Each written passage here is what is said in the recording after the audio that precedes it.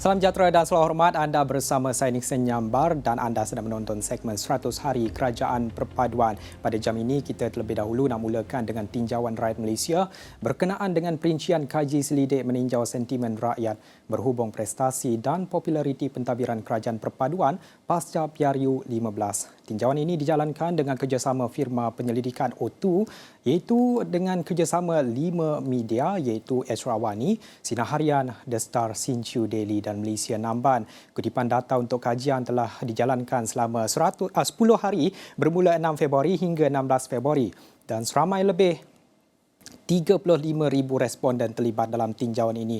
Dan melihat kepada paparan skrin ini, kita ingin sentuh berkenaan dengan skor pemimpin dan institusi iaitu tahap kepuasan hati terhadap usaha kerajaan menunaikan manifesto PRU ke-15. Ini antara soalan yang kita ajukan kepada responden yang terlibat dalam tinjauan ini. Dan daripada keseluruhan responden, mereka yang tidak berpuas hati mencatatkan jumlah tertinggi iaitu dengan 51% tidak berpuas hati dengan usaha kerajaan untuk menunaikan manifesto PRU ke-15. Itu kalau kita lihat di sini tidak berpuas hati, jumlahnya adalah yang tertinggi iaitu 51%. Tahap kepuasan hati terhadap usaha kerajaan menunaikan manifesto PRU ke-15. Ini pula diikuti dengan jumlah berpuas hati itu 25%.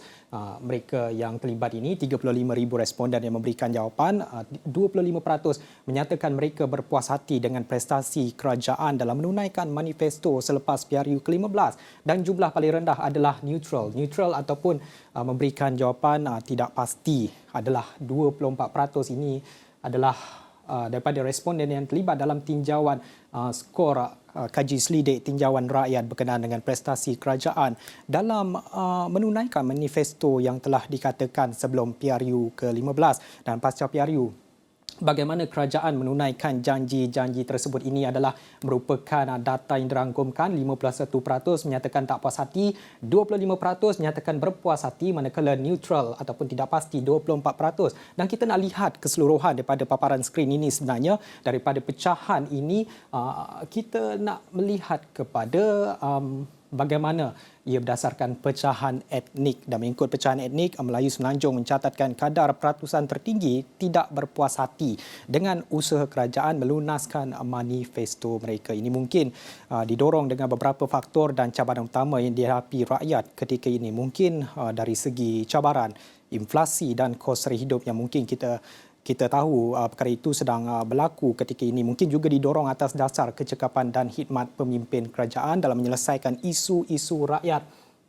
Jadi kalau boleh saya tunjukkan di sini kepada penonton, 71% merupakan Melayu Semenanjung yang menyatakan sentimen tidak berpuas hati dengan manifesto kerajaan. Ini kalau anda lihat di sini warna kelabu adalah tak berpuas hati, warna oranye pula adalah neutral, jingga neutral, warna biru pula menyatakan rasa puas hati dengan usaha kerajaan dalam menunaikan manifesto pasca PRU. Antara lain juga kaum India menyatakan sentimen berpuas hati terhadap prestasi kerajaan perpaduan itu sebanyak 42% di sini. 48% nyatakan rasa berpuas hatilah dengan sentimen yang diutarakan oleh kerajaan dalam menunaikan manifesto yang telah dikatakan mereka. Itu jurang 29% berbanding jumlah tidak berpuas hati tinggi kaum Melayu. Bezanya 29. Dan ini juga mungkin didorongkan oleh faktor prestasi kerajaan yang cepat menyelesaikan perkara yang jadi keperluan harian rakyat dan fokus terhadap membangunkan ekonomi dan bukannya terhadap politik negara yang melesukan. Sementara itu kita juga nak melihat memberikan tumpuan terhadap neutral bagi responden yang memberikan jawapan neutral ataupun tidak pasti, tidak ada jumlah tertinggi, sebaliknya mencatatkan peratusan sama rata. Mengikut pecahan etnik iaitu 42% bagi kaum Cina. Di sini kalau anda dapat lihat di sini kaum Cina menyatakan jawapan neutral. Sama seperti berpuas hati bagi Bumiputera Sabah iaitu 42% berpuas hati bagi Bumiputera Sabah dan lain-lain. Ini jumlahnya adalah sama peratusannya di sini. Jadi ini adalah merupakan sentimen rakyat berkenaan dengan bagaimana kerajaan perpaduan menunaikan manifesto mereka dalam membawa hala tuju dan pentadbiran kerajaan khususnya dalam mengemudi negara ini dalam membawa matlamat yang dikatakan sebelum PRU ke-15 dan pasca PRU. Pastinya tumpuan rakyat melihat bagaimana kerajaan menyelesaikan isu-isu ataupun perkara yang sentiasa membelenggu rakyat, antaranya isu yang berkenaan dengan kebajikan, kos sara hidup, dan pastinya ini menjadi tumpuan rakyat dan ini adalah merupakan jawapan mereka, gambarannya di sini. Dan dalam ringkasan, sentimen semasa rakyat kekal tertumpuk pada isu-isu sosioekonomi, pendidikan dan kualiti hidup rakyat. Dan boleh dikatakan sentimen rendah dari kalangan masyarakat Melayu terhadap keyakinan kerajaan menjadi cabaran utama pentadbiran Datuk Seri Anwar Ibrahim. Berdasarkan data yang dikeluarkan ini, 71% jumlah tertinggi antara kesemua, dan jurangnya kita boleh lihat di sini dalam bar yang ditunjukkan melalui grafik ini sangat berbeza, sebenarnya sangat tinggi berbanding graf-graf lain, berbanding jauh meninggalkan 48% bagi kaum India tahap kepuasan hati mereka terhadap kerajaan menunaikan manifesto. Dan sudah pasti kita juga optimis dan ingin melihat prestasi kerajaan dibuktikan dalam tempoh 5 tahun akan datang. Kita akan terus membawakan tinjauan 100 hari kerajaan perpaduan ini sehingga 1 Mac ini menerusi paparan data skrin seperti ini, dan pastikan terus mengikuti kami. Pelbagai lagi soalan yang telah diajukan kepada responden dan data dan juga jawapan mereka akan kami kongsikan dalam beberapa hari ini. Dan ini merupakan segmen 100 hari kerajaan perpaduan yang kita boleh tunjukkan. Kita boleh mulakan dengan paparan skrin. Selepas ini kita nak meneruskan perbincangan dengan Profesor Dr. Mohammad Mizan Aslam, itu pakar kajian strategik dan keselamatan UPNM, iaitu menyentuh berkenaan dengan isu Islamofobia. Selain daripada data tinjauan rakyat, kita juga nak memberikan tumpuan kepada topik perbincangan yang hangat diperkatakan pada hari ini di Dewan Rakyat, iaitu berkenaan dengan isu Islamofobia. Malaysia akan memperjuangkan hak umat Islam di peringkat antarabangsa. Dan ini termasuk menangani isu Islamofobia melalui wadah diplomasi dua hala, pelbagai hala dan serantau. Timbalan Menteri Luar Datuk Muhammad Al-Amin memaklumkan kepada Dewan Rakyat isu berkenaan termasuk mengenai kebajikan rakyat Palestin dan etnik Rohingya. Kita dengarkan terlebih dahulu. Beliau menjelaskan usaha berkenaan akan dipergiatkan bagi menangani pelbagai cabaran antarabangsa dalam budaya damai. Antara usaha yang dilaksanakan termasuk sesi dialog, komunikasi dan penekanan falsafah hidup bersama. Contohnya, baru-baru ini Yang Berhormat Datuk Seri Menteri Luar Negeri kita telah mengadakan lawatan resmi ke Arab Saudi, di mana beliau telah ambil kesempatan untuk bertukar-tukar pandangan tentang sentimen anti-Islam di setengah tempat sejak kebelakangan ini. Dalam perihal ini, Kementerian Luar Negeri akan sentiasa mempergiat usaha untuk menangani isu Islamofobia secara bersama dengan pihak-pihak yang berkaitan menerusi pendekatan dialog, komunikasi serta penekanan falsafah hidup bersama dalam budaya damai atau yang dikatakan sebagai dengan izin peaceful coexistence. Beliau berkata demikian ketika menjawab soalan Datuk Seri Ronald Kiandi, PN Beluran, ketika sesi jawab lisan di Dewan Rakyat pada Isnin. Dalam soalannya, Ronald meminta Menteri Luar Negeri menyatakan apakah kerangka dasar luar Malaysia yang terkini mengambil kira perkembangan geopolitik semasa. Pada masa sama, Muhammad berkata Malaysia mengambil sikap berhati-hati sekaligus tidak akan memihak kepada mana-mana kuasa besar sama ada China atau Amerika Syarikat dalam persaingan mereka termasuk isu di Laut Cina Selatan. Baik, sebelum ini Menteri Luar Datuk Seri Zamri Abdul Kadir dalam kenyataan turut berkata nasib saudara sesama Islam di seluruh dunia akan sukar dipelihara sekiranya sentimen terhadap Islamofobia tidak dibendung sebaiknya. Ujarnya isu hak kebebasan bersuara juga tidak bermakna seseorang individu itu sewenang-wenangnya bebas untuk menghina agama orang lain. Namun pada jam ini juga kita ingin melihat kepada beberapa perkara seperti dasar tercetusnya budaya Islamofobia ini bukan saja di peringkat antarabangsa, di dalam negara juga mungkin kita lihat minimal tapi juga masih ada. Begitu juga pendirian tegas Malaysia dalam menangani hal ini.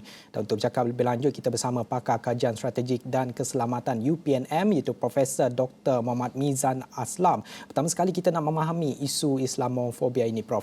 Antara persepsi dan realiti. Sebelum kita menyentuh pada hal ini di peringkat antarabangsa, kita ingin terlebih dahulu memahami situasi semasa di negara. Di negara ini, mungkin isu ini agak minimal di kalangan masyarakat kerana masing-masing cakna dan sensitif dengan perkara yang melibatkan agama. Bukan sahaja agama Islam tetapi agama-agama lain. Bagaimana persepsi dan realitinya sekarang di Malaysia, Prof? Baik, pertama sekali Nick, saya ucapkan terima kasih kepada Astro Wani yang memberikan peluang untuk bersiaran dan berkongsi pandangan untuk kebaikan masyarakat dan juga negara. Jadi kita harus jelas bahawa dalam situasi di Malaysia, Islamofobia ini semakin meningkat. Kajian-kajian telah kita lakukan dan juga dapatan daripada pelbagai agensi yang berkaitan menunjukkan bahawa trend Islamofobia ini mula meningkat. Dan kajian yang cukup menarik juga telah diadakan untuk bukan sahaja melihat kerana sebelum ini kalau kita bercakap tentang Islamofobia, kita akan bercakap Islamofobia di negara yang bukan Islam, maknanya majoriti bukan Islam, yang mana umat Islam sebagai minoriti mengalami insiden Islamofobia. Tapi hari ini isu yang lebih menarik ialah bagaimana Islamofobia wujud dalam negara yang majoritinya Islam, seperti di Malaysia ataupun di negara-negara Asia Barat dan lain-lain. So ini adalah satu naratif baru yang sangat menarik. Dan kalau kita ambil dalam konteks negara kita Malaysia ini yang dipanggil pasca PRU Islamofobia narrative yang dibawa oleh parti-parti politik tertentu untuk dijadikan sebagai alat untuk memenangi pilihan raya dan sebagainya, yang mana akibatnya telah melahirkan satu situasi yang tidak seimbang, yang kita panggil agak panas dalam negara kita sendiri, yang akhirnya telah menyebabkan kita berada pada satu situasi yang membimbangkan. Jadi contohnya ada kajian yang dilakukan berkait dengan geospatial radikalisme di Malaysia ini. Kita dapat melihat bagaimana negeri-negeri tertentu, kawasan-kawasan tertentu yang bertanda merah, bertanda kuning, yang menunjukkan bahawa trendnya sangat membimbangkan. Malah situasi itu juga menjadi lebih teruk apabila ada kelompok-kelompok yang menterjemahkannya ke dalam bentuk-bentuk tindakan ataupun perhimpunan atau sebagainya, termasuklah kata-kata ucapan-ucapan kebencian yang menimbulkan kegusaran. Dan inilah perkara yang perlu ditangani dengan bijak, dengan menggunakan satu pendekatan berhemah. Dan sebagaimana kita maklum, gagasan madani, Malaysia Madani itu mungkin tepat sebagai jalan penyelesaian pada ketika ini.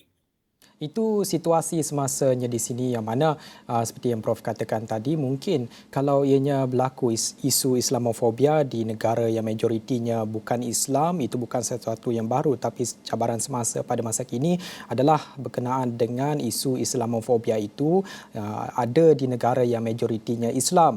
Tetapi saya nak menyentuh dengan apa yang dikatakan oleh Prof tadi berkenaan dengan radikal dan juga naratif yang ditampilkan, tindakan radikal segelintir. Ini apa yang dikatakan oleh Tun Dr. Mahathir, itu bekas Perdana Menteri kita sebelum ini. Katanya tindakan radikal segelintir umat Islam seperti melakukan keganasan yang menyimpang daripada ajaran Islam sebenar menjadi antara penyumbang kepada sentimen Islamofobia di seluruh negara. Katanya, bagaimana pandangan Prof berkenaan dengan hal ini?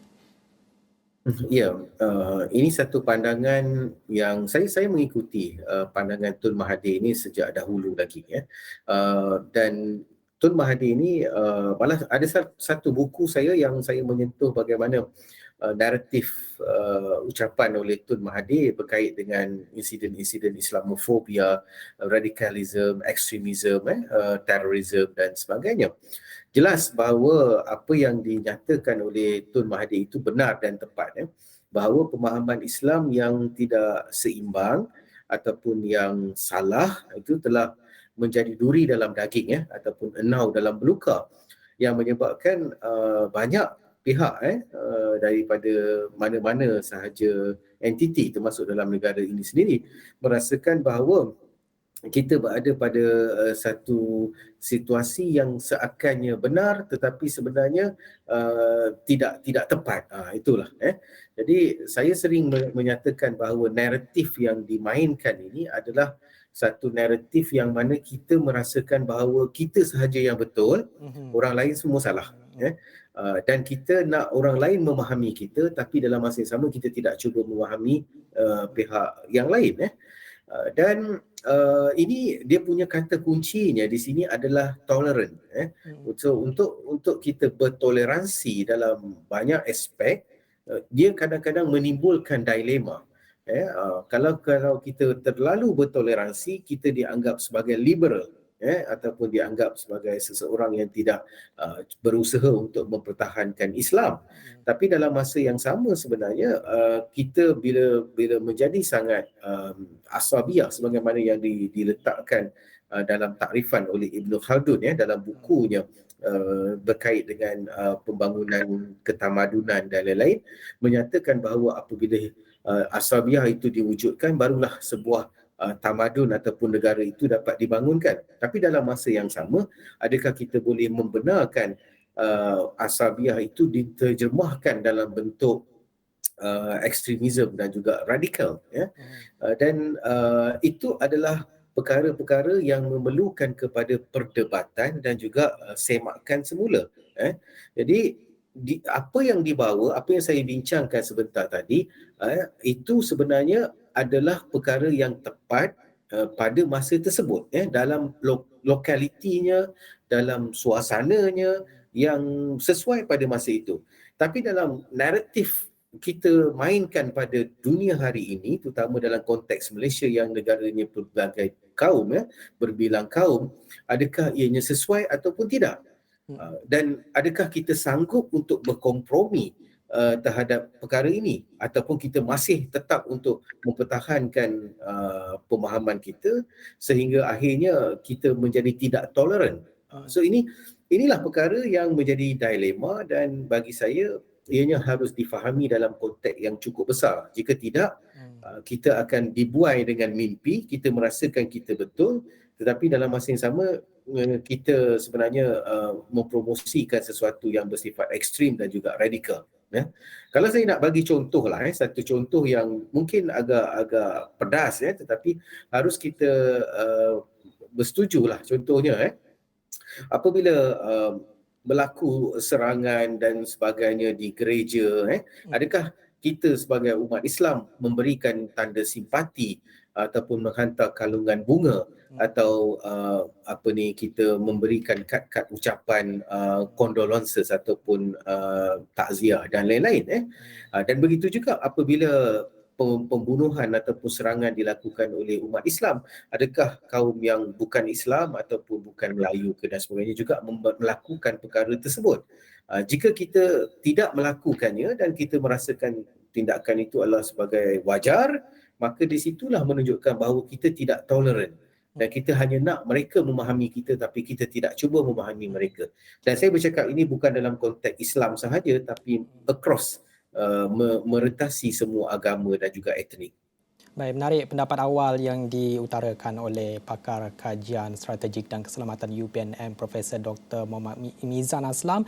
Sudah semestinya lebih banyak lagi kita nak huraikan selepas ini, tapi kita nak berhenti rehat seketika. Kita kembali selepas ini.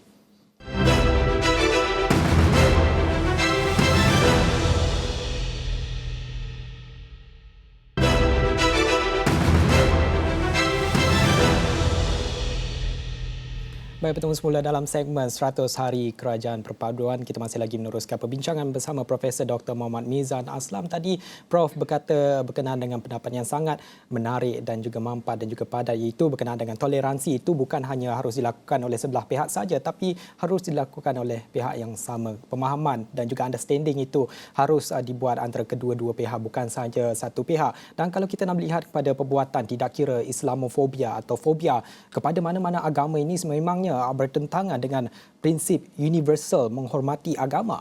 Di dalam perjuangan untuk negara menampilkan Islam kalau konteks negara Malaysia Madani pada masa kini secara menampilkan Islam secara sederhana, halus dan tegas, perubahan atau kesedaran yang sebenar itu sebenarnya harus bermula di peringkat manusia itu sendiri. Bagaimana sebenarnya kesedaran ini dapat dipupuk secara berterusan, Prof?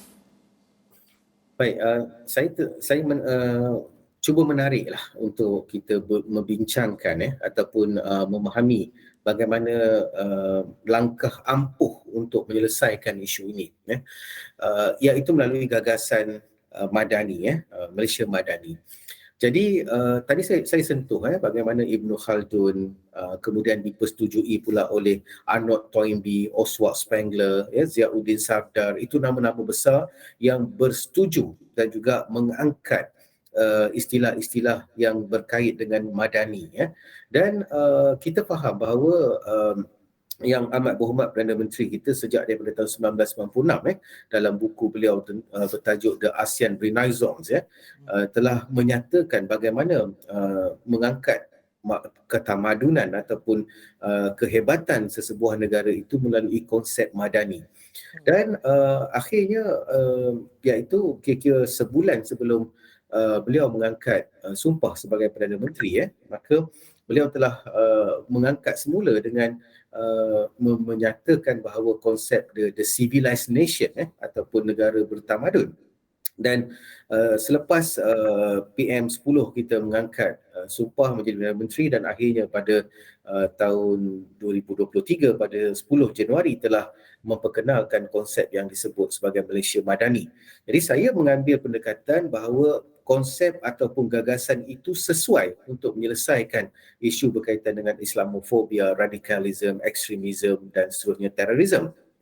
Jadi kalau dahulunya ianya disebut sebagai Malaysia Madani dalam konteks Malaysia yang kita faham negara majoriti Islam tapi kita mengalami masalah yang dikaitkan dengan Islamofobia juga.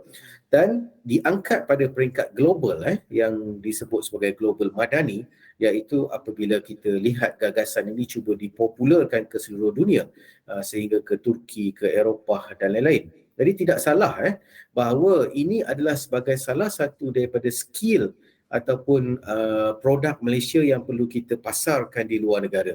Dan hari ini kita dapat lihat apabila Tan Sri Zulkifli merupakan bekas Panglima Angkatan Tentera yang menjadi arkitek untuk perjanjian damai di selatan Thailand dan lain-lain lagi. Malah saya berkeyakinan bahawa kerajaan ini akan melantik duta-duta yang memahami konsep asas Madani itu sendiri, melantik lantikan-lantikan khas untuk mempromosikan gagasan Madani itu.